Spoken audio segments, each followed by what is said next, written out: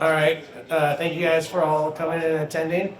I'm going to introduce the person I think who doesn't really need to be introduced.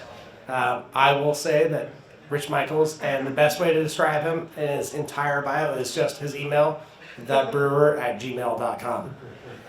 So, any questions? I email him all the time about it. If you have any questions about it, I would say the same thing. Email thebrewer@gmail.com. But anyway, Rich Michaels.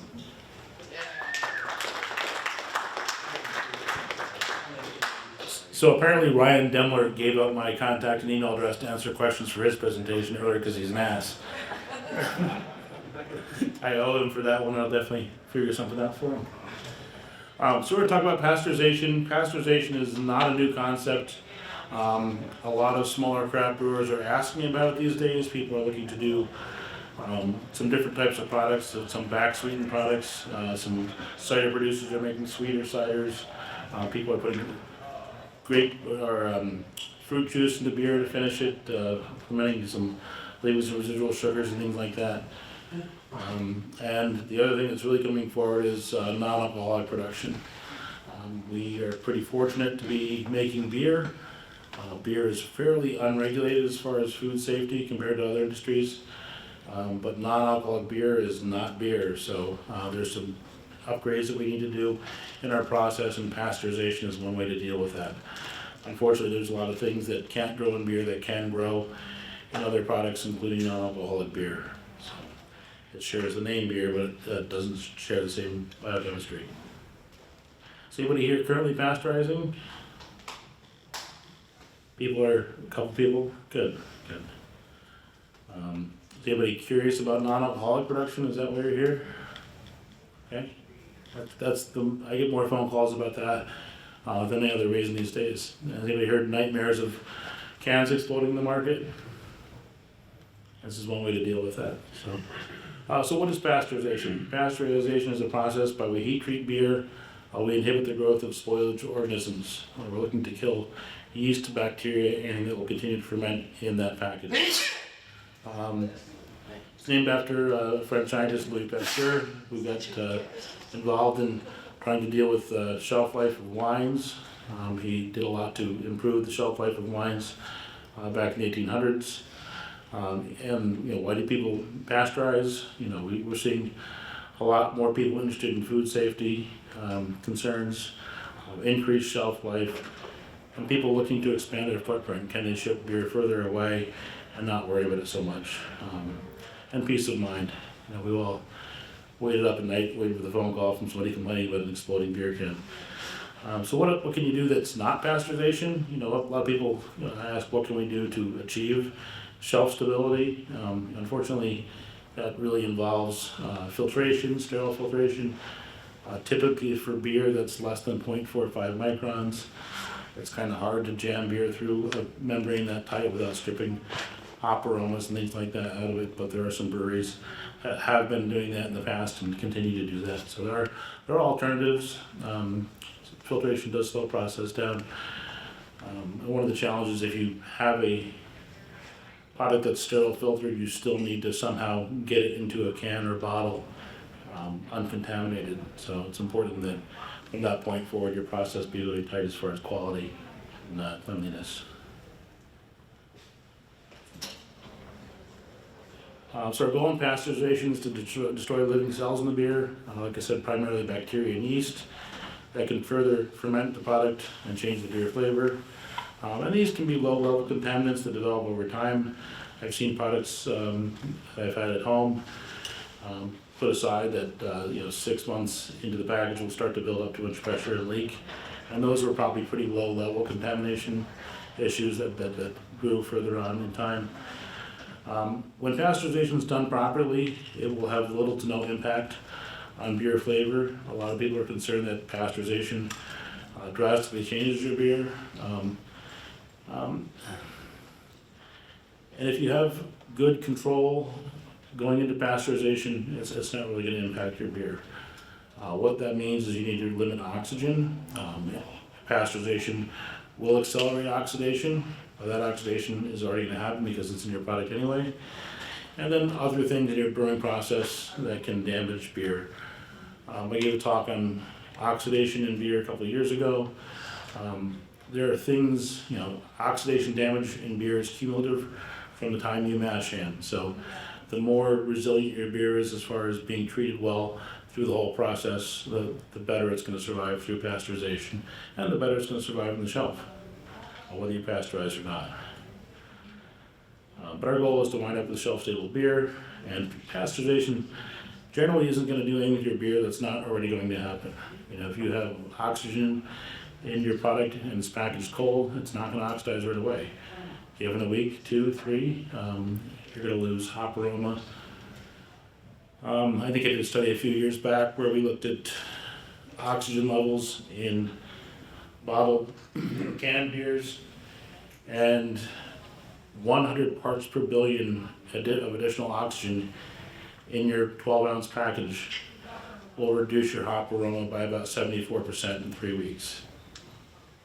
But what is 100 parts per billion? It's actually kind of hard to understand.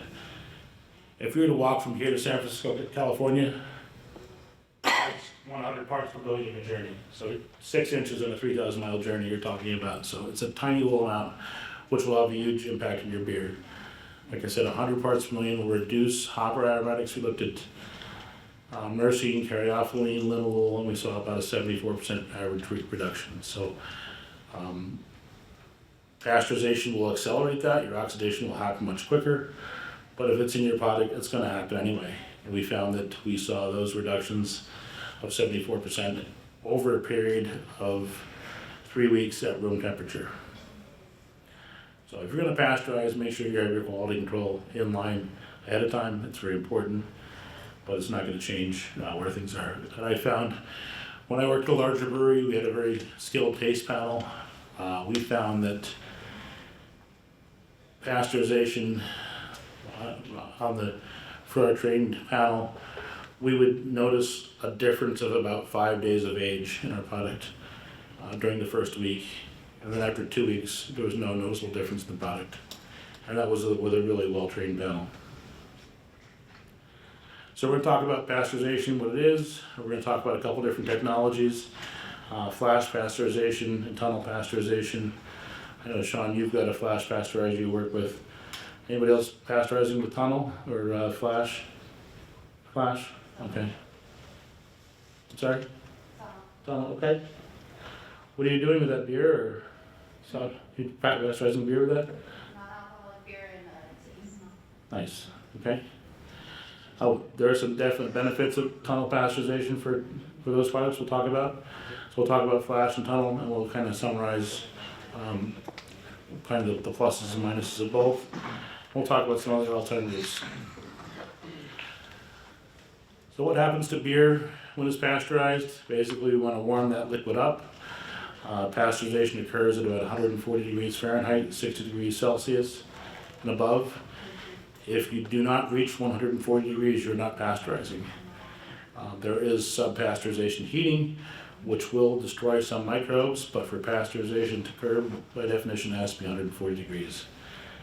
And pasteurization is a function of time and temperature. After the beer is heated up and held for a period of time, it is cooled back down. We don't want to cook that beer too long. We don't want to heat stress it.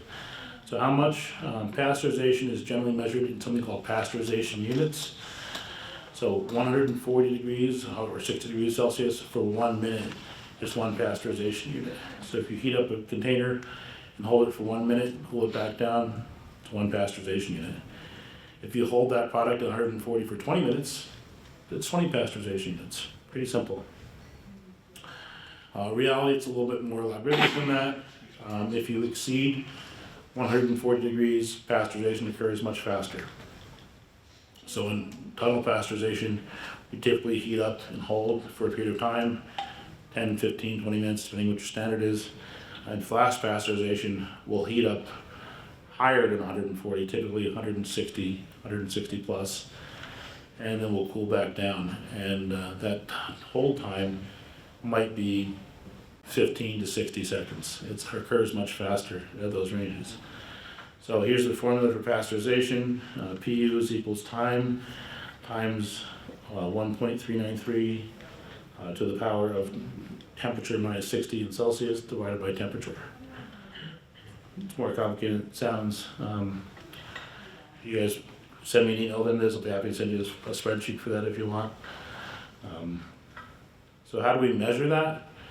So in the case of a tunnel pasteurizer, where we're sending a can or bottle through a pasteurizer, we will attach a temperature probe to that can or bottle and measure the beer temperature as it changes through that process, as it's heated up and cooled down. And every few seconds we'll record a temperature, and we'll add that up at the end, we'll chart that. Alternatively, you can put a small temperature probe in a package. For example, on the right here, there's a small USB temperature logger that you can actually put in a can or bottle and run through your process. You do need to get that out of the can or bottle before it gets packaged. I've seen people have to dig through pallets of stuff and shake things, trying to find things. And so typically you'll take a can of beer with a different, you'll run a beer through your filler with an alternative label, or maybe a plain can or something. So you can pick it out off the line and not run through the labeler to go find it in the forest of beers later. And typically you'll take that out and record that data, and you'll chart that as well. So how many pasteurization units? The answer is it depends. Factors include the biological load, how much yeast you're trying to terminate, or how much bacteria you're trying to kill. Is your product pretty clean? You don't need to do a lot to it. And what's your risk? Back sweetened is a challenge. You're adding a food source, so you need to be really careful with that. Low bitterness and low alcohol beers are also a risk factor. In my experience, I've had good success using about 20 pasteurization units for back sweetened beers. We put them out shelf stable, keep them warm, no cans explode. It worked well for where I was and the beers that we were making. Non-alcoholic products generally require a much higher level of pasteurization. It might be as high as 100 pasteurization units. It depends on your product. And if you're doing something like non-alcoholic beer, you do need to do testing. Most states require you work with a process authority, somebody to guarantee that your process is killing everything. You guys work with the process authority? Cornell Agri has a program where they'll help you develop a pasteurization schedule for your product. And they'll tell you for this product you must hold at this temperature for this long. As long as you meet that standard, you're safe. But beer, by the fact that it's got hops in it and alcohol in it, and a relatively low pH, doesn't take a lot to kill things in it. Like I said, non-alcoholic requires a bit more than that. And some of the non-alcoholic products do need some additional work. A lot of people are doing a short fermentation with a yeast that will not metabolize maltose. Typically, in those cases, they'll have to do some additional acidification of their product. They'll go through the start of fermentation, but it will not develop alcohol and not see the traditional pH drop. And those products, post-fermentation, tend to have quite a high pH, and breweries will generally add some type of acid to reduce that pH to a level where pasteurization will kill things. Part 2, flash pasteurizers. A lot of small breweries use flash pasteurizers. They're relatively less expensive than the alternative being tunnel pasteurizers. Typically, this is a series of heat exchangers. Product will come in and be warmed up. It'll go through a hold tube, a certain length tube, to meet the hold time, and then it gets cooled back down. And typically in these type of machines, there's a PLC that will record temperature, and by using a flow meter we can calculate hold time. If we know that the tube you're going through is 10 gallons, and we know how long 10 gallons takes to get through the system, we can calculate hold times that way. So typically these machines will calculate pasteurization units on the fly as the liquid goes through. Typically beer is heated very rapidly by a heat exchanger here. It's held by a holding tube for a pretty determined amount of time, which is determined by the length of the pipe that you're going through. And it's cooled back down, typically through a beer-to-beer heat exchanger. And what this does is it uses cold beer coming in to cool the beer coming out. It preheats the beer on the way in, so it's a pretty good energy recovery. You need to have an additional heat source to trim the high end of this, an additional glycol source, but most of the lifting, most of the heating and cooling is done from beer to beer heat exchange. And from this machine, it may go to a packaging tank or it may go to a buffer tank. And beer can be pasteurized through a tunnel flash pasteurizer while it's carbonated. Typically there's significant pressure in these systems, and with the right amount of pressure and temperature you can still keep CO2 in solution. Typically for these we'll see product heated up to about 160 degrees. Quick example here, if we heat up liquid and hold it for 30 seconds, we get to 160 degrees Fahrenheit, produce about 20.5 pasteurization units. So it's pretty quick. So this is done in line from tank to tank or from tank to filler perhaps, and you'll achieve the pasteurization. We talked about 20 pasteurization standard earlier. This will do that on the fly. So if we wanted to increase our pasteurization level in this process, what could we do? We could potentially change the flow rates. If we speed up the flow rate, we'll reduce our hold time, we'll reduce our pasteurization level. If we slow things down, we're going to increase our hold time and increase pasteurization level. The easiest way to adjust this is actually just by changing the temperature. If you go from 160 to 162 degrees Fahrenheit, you'll see probably about a 10 pasteurization unit increase. It goes up pretty significantly. If you move this up to 180 degrees, you might see 100 pasteurization units. So this temperature is a really big factor. It's a pretty significant way to move your pasteurization units. Here's a photo of a system. This system here, beer comes in. We have a final cooling section here, so the beer leaving this system goes against glycol for the final cool. Most of the cooling and heating are done by the large section here. It's a beer-to-beer heat exchanger. And then for that final hold, we typically have a holding coil that's heated up. We usually go beer to hot water there, and that will allow us to trim that temperature to achieve that desired final number. And this unit machine here, this coil here, is about 30 seconds long. So that's where we get our hold time. If we want to change the dynamics, we either have to change the coil, change the flow rate, but the easiest dynamic for us to change is the final temperature of the hold. So the basics on this one, beer temperature is measured in line, hold time is calculated based on flow rate, and temperatures are PLC controlled to ensure pasteurization. And generally, these are designed to fail safe. That means no unpasteurized product is passed forward through the machine. If there's a disruption in flow where flow slows down or speeds up or temperature is not achieved, these machines are generally programmed to send product to the floor, to a drain, and go back to recirculation mode until they can assure pasteurization is being completed properly and then allowed to go forward. So it's designed to fail safe. Typically, there's controls to watch temperature and flow for that. So basics on this one, temperature is high, 160 to 165 Fahrenheit. Time is 15 to 30 seconds. And the target, we're just pasteurizing the liquid here. The cost is relatively lower than a tunnel pasteurizer. The efficiency is very high because we have a lot of energy recovery. Like I said, the majority of the heating and cooling are done with beer-to-beer heat exchange. The risk here is moderate. Like I said, everything at this point coming out of this machine is sterile.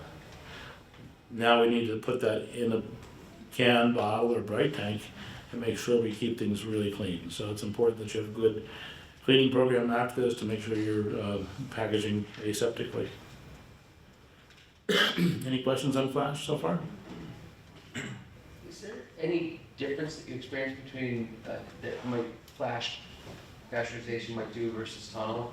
Because it does go to a higher temperature at all? Flavor-wise, no, but you have different challenges. If you have if you're tunnel pasteurizing, you're pasteurizing the whole package, so you have to worry about your total package oxygen being in process. Typically, the flash is just liquid coming right off a bright tank, which is really low in oxygen typically, so it'd be a post-fermentation beer. So. But flavor-wise, both processes should be negligible for flavor change. One more, George? Okay. Sometimes I hear that flash pasteurizing isn't good enough, and I'm not sure what that means, but Well, it's what would the that liquid mean? that comes out of it is sterile. It does do a great job. But then you, as the brewer, have the challenge of getting that beer into a container and keeping it sterile the whole time. So that's your risk. Okay. So So the when liquid's good, but everything else after it could still. you still have process after this that better be spotless. Otherwise, you're gonna lose what's happened already. So it does do a good job in the liquid, but the risk is you still have to get the liquid to the package, and what's entailed with that. And I've had good success flash pasteurizing products that have fruit juice added, for example, and we've been able to maintain sterile conditions on our filler, and we validated that with ATP swabbing and plating and things like that, and we were very successful. Did not have any of the problems everybody's concerned about. But we really did, before we did that, we went through, double checked our cleaning regimen on our can filler and made sure we had our ducks in a row there. So tunnel pasteurizer, a little bit different. These pasteurizers generally take the entire can or bottle through that heating and hold process. They're pretty big machines. Cans or bottles are heated and cooled in a series of spray heads on a conveyor. Cold beer enters on one end, is warmed up slowly to limit breakage, especially with bottles. It's heated up to 140 degrees and held for a prescribed amount of time. Our way of altering the pasteurization level would be to speed up or slow down the conveyor to change the hold time. And potentially you could change the spray temperatures to increase pasteurization level by increasing temperature. Beer is cooled with spray heads leaving the tunnel. In this example, we'll heat to 160 or 140 degrees Fahrenheit, 60 degrees Celsius, and we'll hold for 20 minutes, and we'll see a net pasteurization level of 20 pasteurization units. Like I said, you should not see any flavor difference in your product at this point. So what's the best process here? Well, cans heat up and cool down quicker than bottles. They generally have a softer transition to this process. You'll get the whole glass bottle to heat up. When you start cooling that glass bottle down, it takes longer to cool down. So you'll have tighter process control with cans. In my experience, working at larger breweries, we found that we liked the flavor of our cans better than our bottles based on that gentler pasteurization process. That being said, we had some other challenges with oxygen, things like that, but we had tighter controls on faster rise on temperature, faster cool off temperature in our canned products. So these large machines typically have to go through a series here. Cans come in, bottles come in, the pasteurizer, they travel slowly down the conveyor here, and they go through a warming section where things are heated up gently. Like I said, we don't raise the temperature too quickly in a bottle. They tend to crack and break with the heat stress. We'll go through a warming phase, and then we'll go up to the red section there. That'll be a real hot rinse, and that'll bring our temperature up to the internal temperature of 140 degrees that we're looking for. And the long section behind this is a 20-minute hold time that we're looking for 20 pasteurization units. And then we'll go through 2 cooling sections, sometimes more. Depends on what your water source is. I've worked in breweries where this went really well. We had cold water year round. I've also worked in places where we had really cold water in the winter and warm water in the summer with a reservoir source. So pasteurization, we had tighter controls in the winter than the summer based on our starting water temperature. But off the end of the line, cans come off here, go down the pasteurizer. To compare this, temperatures are lower. We typically see the tunnel pasteurized product being 140 degrees. Longer hold time, 20 minutes, it's typical.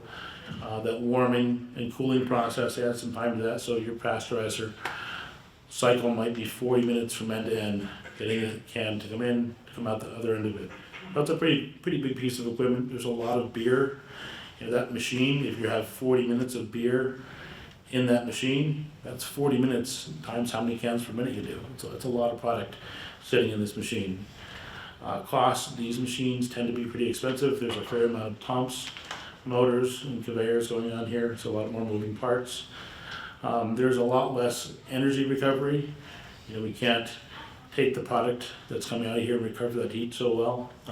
So we tend to put a lot of heat into this process, and we tend to recover that heat with a lot of wastewater.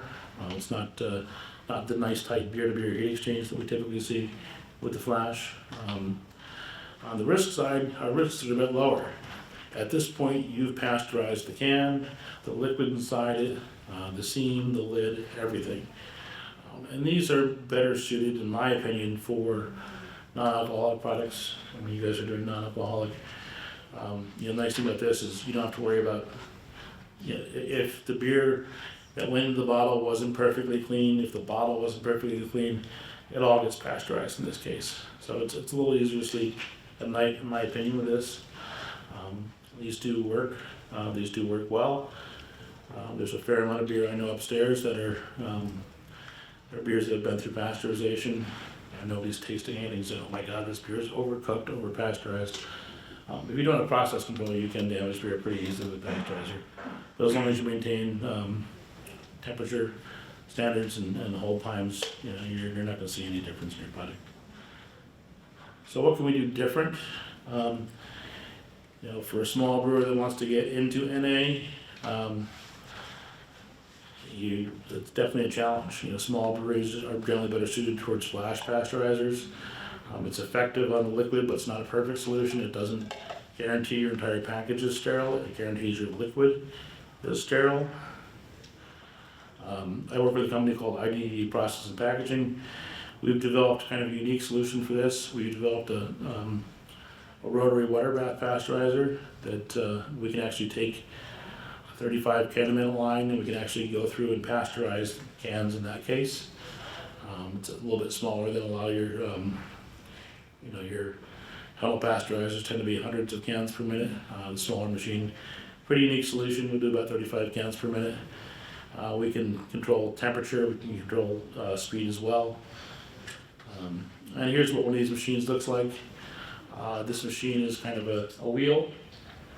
Beer will come into the machine and then go through this wheel, and it will run through a water bath, raise the temperature of the can up, typically for beer 140 degrees. We can also go a bit higher with this. I just set up one of these in Iowa 2 weeks ago. We're doing a non-alcoholic soft drink. We're running 100 pasteurization units on that. That's what their process is, 30 watts. We can adjust temperature and the rotational speed to dictate the final PU level. We use steam for the heating, just all temperature controlled. And we do recover water and recirculate water here, so we tend not to use too much water. We can dose sanitizer in the water as well. And we have, I have a quick video of this here. You can see this wheel's running. You'll see cans will be coming off the machine here. Actually, there's cans going into the wheel, there's cans coming off the wheel, and this whole wheel will rotate, and these cans go on a little Ferris wheel ride will actually go through a hot water bath. They'll be raised up to temperature, and they'll come off this machine all pasteurized, all ready to go. So it's kind of a unique solution. It's kind of a way to adapt a tunnel pasteurization mentality for about a 35 to 40 can a minute line. Kind of a unique solution.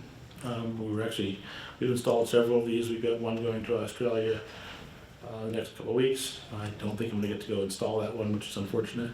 That'd be a nice trip. I do accumulate a lot of frequent flyer miles setting these up all over the world at this point, and I'd like to do less of that. But it's a unique solution. It's kind of a way where we can offer tunnel pasteurization, style pasteurization to small brewers. But for now, small brewers generally use tunnel pasteurizers or flash pasteurizers. So, I'll take any questions. That'd be good. Yeah, you said that temperature longer, but then you also said that there is like maybe an upper limit where off flavors are produced. Is there a temperature or we wouldn't exceed or something on the higher end to avoid just to be safe through their experience? It really depends on your product. I mean, it's kind of trial and error.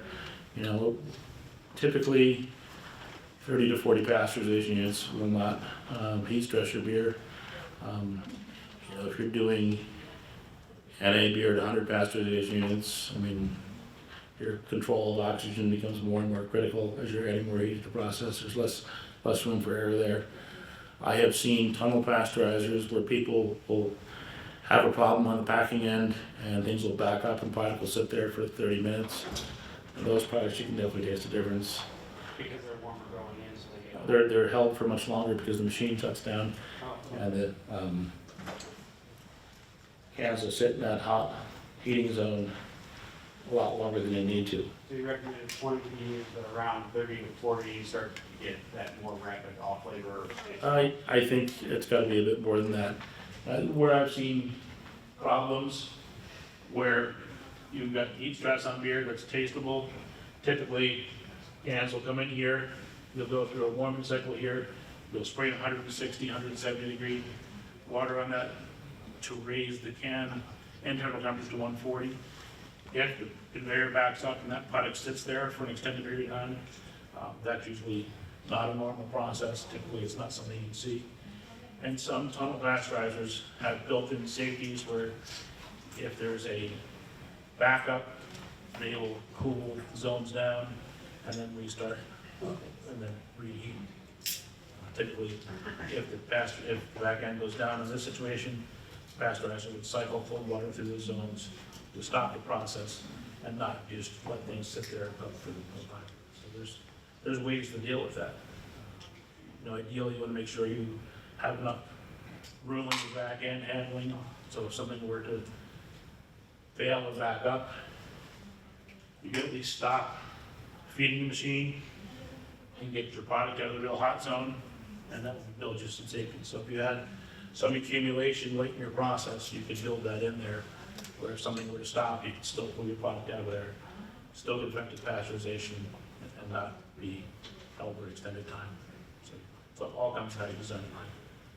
Yes? The rotary unit you put up there, 35 cans a minute, if it needed to go faster, could you put like 3 in series, handle 100 cans per minute or something like that? We have done side-by-side wheels, Yeah. so there are ways to do that. The speed is really dictated by what level of pasteurization you want. We have to do some math and say, okay, you know, if you want 20 pasteurization units, you know, how much hold time is that? We can back that up. Yeah, I was thinking more about the filler speed coming in. So if you got a filler that's running it faster than 35. So if we know what your pasteurization standard is, we could technically speed that line up to do more as long as you maintain a certain temperature. But additionally, we have done side-by-side wheels where we can actually just add on a section 35 to burn. Side-by-side twin systems. Thank you. Can you touch on batch pasteurization? It's kind of similar, right, to the rotary one you showed. So it's actually somebody asked this question last week. What can we do for real small breweries? And I've seen people get creative. I've seen people take a dishwasher with a heating element in it, rip the controls out of it, and then go through and put a timer in there and go through and do a warm cycle, hold cycle, and cool back down. You load it back in, might be 2 cases of beer, maybe 3 cases of beer. That is something you can do. I'm not familiar with anything commercially off the shelf that does that, but I've seen brewery laboratories taking an old dishwasher and making it into a batch pasteurizer for doing testing and doing small batch stuff. We'll send that to markets for evaluation. But you can get creative with it. And basically, as long as you achieve that 140 degrees for the whole time, Right. you know, the challenge is, you know, if you put a bunch of cold beer in a water bath, you're gonna have to add more heat to that water bath. And you really need to make sure you're testing inside that can, because that can will warm up quite readily on the outside But in bottles and cans, you might have a static spot. Unless that package is moved, that will stay cold the whole time. So typically, you'll adapt it like the temperature probe. You can actually just put an O-ring in there with a thermometer and measure it in your temperature. But yeah, you can do that, definitely, relatively on a small scale. When you get that heat stress that you were talking about, the upper limit, if the line back up or something, what's happening to the liquid inside to create that flavor change?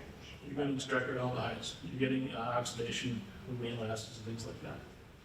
It'll taste puffed, it'll taste bright. Sure.